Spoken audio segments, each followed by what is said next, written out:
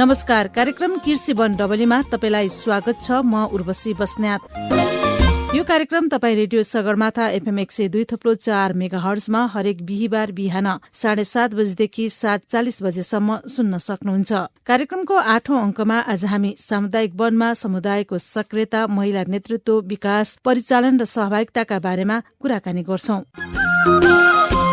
नेपालको सामुदायिक वन व्यवस्थापन अन्तर्राष्ट्रिय स्तरमा नै उदाहरणीय एवं सफल वन व्यवस्थापन पद्धतिको रूपमा स्थापित छ। आजको यो प्रस्तुतिमा हामी सामुदायिक वन, प्राकृतिक स्रोतमा महिलाको पहुँच, समावेशिता र सहभागिता सँगसँगै जलवायु परिवर्तनमा वनले पुर्याएको योगदानका बारेमा केन्द्रित रहेर कुराकानी गर्छौं। यसै सन्दर्भमा आज हामीले कार्यक्रमको शुरूआतमा सामुदायिक वन, प्राकृतिक स्रोतमा महिलाको पहुँच, समावेशिता र सहभागिता सँगसँगै उहाँहरूको योगदानलाई कसरी लिनु भएको छ त भनेर राष्ट्रिय महिला आयोगका अध्यक्ष कमला पराजुलीलाई सोधेका छौं। प्राकृतिक स्रोतमाथि महिलाहरूको सहभागिताको कुरा छ हैन, त्यसमा महिलाहरूको नियन्त्रणको कुरा छ। जहाँसम्म यो सामुदायिक वन उपभोक्ता महासंघबाट महिलाहरूको सहभागिता नेतृत्वको हिसाबले चाहिँ एकदमै राम्रो उदाहरणीय हुने गरी महिला नेतृत्व राख्ने एउटा त्यस्तो खालको वैधानिक व्यवस्था गर्नुभएको छ। त्यो असाध्यै राम्रो छ। सामुदायिक वनमा महिलाहरूको अत्यधिक सहभागिता छ। वन संरक्षणको लागि महिलाहरूको सहभागिता छ। तर नियन्त्रणको हिसाबले हेर्दाखेरि चाहिँ जल, जमिन, जंगल, वन जस्ता प्राकृतिक स्रोतका कुराहरूमा महिलाहरूको अझै पनि पहुँच र नियन्त्रण चाहिँ हुन नसकेको कुरा। जसरी महिलाहरूको सहभागिता छ, जसरी रात दिन महिलाहरूले त्यसमा चाहिँ भूमिका निर्वाह गरिरहेको छ, त्यसको आधारमा चाहिँ उहाँहरूको नियन्त्रण हुन नसकेको अवस्था चाहिँ हामीले अब्जर्भेसन गरेका छौँ र महसुस गरेका छौँ। अब नेतृत्व र नियन्त्रणमा महिला सहभागिता बढाउनको लागि के हुनुपर्छ? एउटा अवेरनेसको कुरा अनि अर्को चाहिँ एटिट्युडको कुरा, दुईटा कुरा सँगसँगै नै छ। अवेरनेस विगतको तुलनामा धेरै नै भएको छ, तर यो एउटा संघले, महासंघले, संस्थाहरूले मात्रै गर्ने विषय नभएर यो विषयलाई चाहिँ एउटा पोलिटिकल एजेन्डाकै रूपमा लानुपर्छ। जलवायु परिवर्तनको असर चाहिँ एकदमै धेरै परेको छ। त्यसभित्र पनि अझ महिलालाई, बालबालिकाहरूलाई धेरै परेको छ। त्यसको विषयमा पनि सचेत गराउने, सक्षम गराउने जस्ता कुराहरूलाई पनि नीतिगत ढङ्गले नै एउटा एजेन्डा बनाएर लानुपर्ने पनि आवश्यकता छ। अब धेरै जसो चाहिँ पुरुषहरू, युवाहरू घर बाहिर हुने, गाउँ समाज बाहिर हुने, देश बाहिर हुने अवस्था रहेको बेलामा घर परिवारको, समाजको, परिवारका चाहिँ बालबालिका, ज्येष्ठ नागरिक, अपाङ्गता भएकाहरूको समेत दायित्व लिँदै खेतीबारी, बालबच्चा, वस्तुभाउ समेतको भूमिका निर्वाह गरिरहेको हुन्छ महिलाले। त्यसकारण पनि यस्ता खालका विपद, जलवायु परिवर्तनले ल्याएका जोखिमहरूको चाहिँ असर महिलाहरूले नै बढी बिहोर्नुपर्ने भएको हुनाले सहभागिताको कुरा छ, नियन्त्रणको कुरा छ र ती जोखिमहरूबाट बच्न सक्ने उपायका कुराहरू, सूचनाका कुराहरू, क्षतिपूर्तिका कुराहरू लगायतका कुराहरूमा पनि ध्यान दिनुपर्ने अवस्था चाहिँ छ। सिधै महिलाहरूको चाहिँ आर्थिक, सामाजिक सशक्तिकरणका लागि र महिलाहरूलाई चाहिँ एउटा सहज ढङ्गले चाहिँ नेतृत्वमा आउनका लागि यी कुराहरूलाई चाहिँ एकदमै ध्यान दिन आवश्यक छ र खास गरी यसलाई चाहिँ संघीय सरकारले केन्द्रीय स्तरबाट नीतिहरू बनाउने र त्यसलाई एकदमै धेरै कार्यान्वयनमा लाने, सचेतनामा लाने कामहरू चाहिँ स्थानीय तह सरकारले गर्नुपर्ने अवस्था हुन्छ र त्यसो भयो भने अवश्य नै यो कुरा चाहिँ परिणाममुखी पनि हुन सक्छ।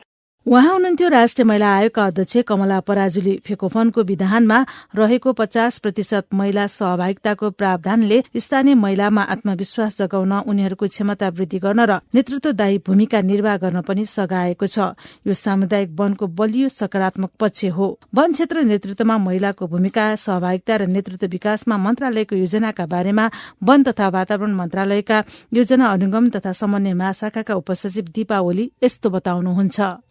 महिलाको सहभागिता, उनीहरूको नेतृत्व विशेष गरी सामुदायिक वनमा हुँदै वन तथा वातावरण मन्त्रालय अन्तर्गतका निकायहरूमा पनि अहिले महिला कर्मचारीको प्रतिनिधि अथवा नेतृत्व तहसम्म महिलाहरू चाहिँ पुग्दै गरेको अवस्था पनि छ। योभन्दा बाहेक चाहिँ विकास संरक्षण साझेदार भन्छौँ, त्यो क्षेत्रमा पनि महिलाहरूको सहभागिता राम्रै देखिन्छ।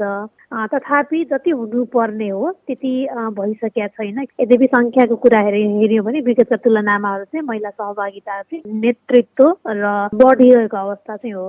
अहिले सामुदायिक वनमा भएको महिला नेतृत्व जुन चाहिँ हामीले अध्यक्ष र महासचिव मध्ये एकजना महिलाबाट सुरु हुँदै अहिले त्यसलाई चेन्ज भएर फेरि अध्यक्ष र 4वटा भाइटल पोस्ट मध्ये 2टामा भनेर हामीले जुन अहिले वन नियमावलीले संशोधन गरेको छ, त्यसको प्र्याक्टिसकै कारणले भएर महिलाको लिडरसिपले गर्दाखेरि चाहिँ नेतृत्व विकास समुदायबाट भए तापनि अहिले हाम्रो चाहिँ स्थानीय सरकार र प्रदेश सरकारमा पनि उहाँहरूको उपस्थिति बढिरहेको हिसाबले चाहिँ त्यो एउटा चाहिँ सफल उदाहरणका रूपमा हामी लिन सक्छौँ। यति भन्दै गर्दा चाहिँ हामीले जलवायु परिवर्तनका क्षेत्रमा विशेष गरी आदिवासी समुदायका महिलाहरू र स्थानीयमा काम गर्ने महिलाहरूले अहिले आफ्नो अन्तर्राष्ट्रिय रूपमा पनि यो विषयलाई उठान गरेर आफ्नो पहिचान बनाउँदै आउनु भएको छ। यो पनि एउटा सफल उदाहरणको रूपमा हामी लिन सक्छौँ। महिलाहरूकै क्षमता विकास गर्नुपर्छ अथवा नेतृत्व विकास गर्नुपर्छ भनेर वन तथा वातावरण मन्त्रालयबाट कुनै योजनाहरू थप्नु भएको छ? हाम्रो राष्ट्रिय वन नीतिले नै सरकारी, सामुदायिक, सहकारी, विकास साझेदार सबै निजी क्षेत्रमा समेत महिलाको नेतृत्व चाहिँ स्थापित हुनुपर्छ भनेर त्यसमा उल्लेख भएको छ। हाम्रो कोरेस्केटिङ इस्युज नै त्यही, हाम्रो एजेन्डा नै त्यही छ। स्पष्ट रूपमा चाहिँ यो लैङ्गिक सम्मान र सामाजिक समावेशीकरण रणनीति छ जसले चाहिँ महिलाहरूको सहभागिता र नेतृत्वमा जोड दिएको छ। जलवायु परिवर्तनको क्षेत्रमा पनि हामीसँग स्पष्ट रूपमा चाहिँ लैङ्गिक सम्मान र सामाजिक समावेशीकरण रणनीति भन्ने हाम्रो दस्तावेज छ। नीतिगत कुरामा चाहिँ स्पष्टता छ। हामीले तयार गरिएका निर्धारित योगदानको कुरा गरौँ जुन हामीले एनडिसी भन्छौँ अथवा हामीले राष्ट्रिय अनुकूलन योजना भनौँ अथवा स्थानीय अनुकूलन योजना पनि लैङ्गिक मैत्री हुनुपर्छ भनेर हामीले त्यो अनुसार बनाएका पनि छ र अन्तर्राष्ट्रिय रूपमा हामीले बनाएका दस्तावेजहरू चाहिँ एकदम लैङ्गिक दृष्टिकोणले उत्कृष्ट मानिएका छन्।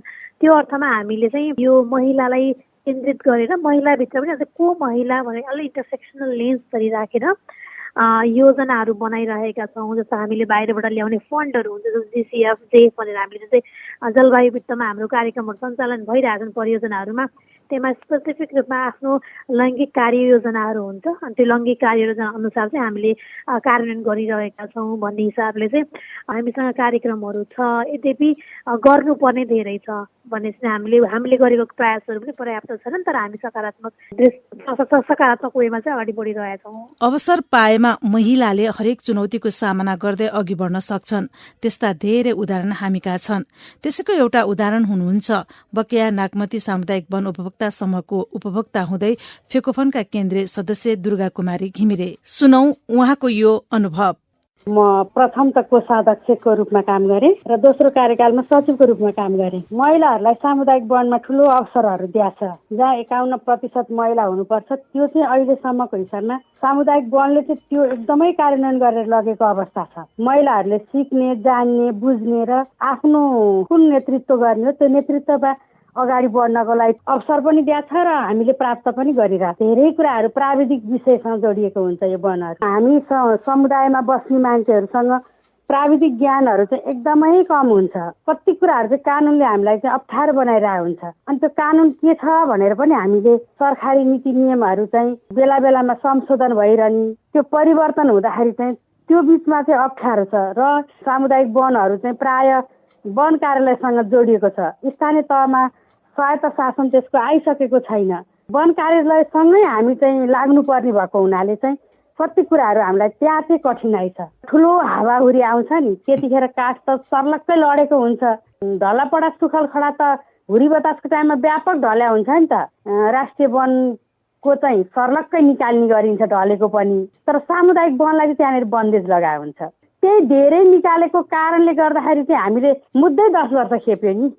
पहिला त अख्तियारले हामीलाई विशेष अदालतमा मुद्दा दायर गर्यो, त्यो मुद्दा हाम्रो पक्षमा फैसला भयो विशेष अदालतबाट। फेरि विशेष अदालतले गरेको मुद्दालाई विपक्षी बनाएर सर्वोच्चमा गयो हाम्रो मुद्दा। त्यो मुद्दा त भर्खर फैसला भएको त 8-9 महिना त भएको छैन, 10 वर्षमा फैसला भयो। कयौं सामुदायिक वनहरूले मुद्दा बोकिरहेछन्। सोझा साझा उपभोक्ताहरूले चाहिँ वनमा गएपछि मुद्दा लाग्छ भनेर एउटा डर, त्रास र चुनौती चाहिँ हामीलाई त्यहाँनिर छ। समूहमा बल्ल बल्ल बल्ल घरबाट श्रीमानलाई फकाएर, बालबच्चालाई फकाएर, दुनियाँ गरेर म चाहिँ वनको उपभोक्ता बनेर अगाडि जान्छु र मेरो आफ्नो क्षमता चाहिँ वनबाट देखाउँछु भनेर लागिरहने महिलाहरूलाई त कस्तो खालको परिवेश आउँछ एकचोटि कल्पना गरौँ त हामी। र पनि महिलाहरू त्यसको बिचमा पनि सामना गरेर लागेका छन्। खान बिहान बेलुकाको आफ्नो घाँस टार्न नसक्ने महिलाहरू पनि सामुदायिक वनमा हुँदाखेरि उहाँहरूलाई मुद्दा लाग्दाखेरि, उहाँहरूलाई धरोटी बुझाउनु पर्दाखेरि कति पीडा भयो होला। त्यति गर्दा गर्दै पनि आफ्नो नेतृत्वलाई चाहिँ कसरी माथि सक्रिय गर्न सकिन्छ, कसरी वनलाई वृद्धि गर्न सकिन्छ, यो हिसाबले त वन त लागिरहेको छ। सामुदायिक वन व्यवस्थापनलाई प्रभावकारी बनाउनु भनेको वन संरक्षणमा सहभागी महिलाको सशक्तिकरण गर्नुपर्ने हो। उनीहरूको नेतृत्व र भूमिकालाई समुदाय स्तरदेखि नै व्यवस्थित तरिकाले विकास गर्नुपर्ने हो। यसका लागि राज्यको ऐन नियम कानूनले पनि महत्वपूर्ण भूमिका खेल्न सक्छ। दुर्गा कुमारी घिमिरेसँग गरिएको कुराकानी सँगसँगै हामी कार्यक्रम कृषि वन डबलीको अन्त्यतिर आइसकेका छौं।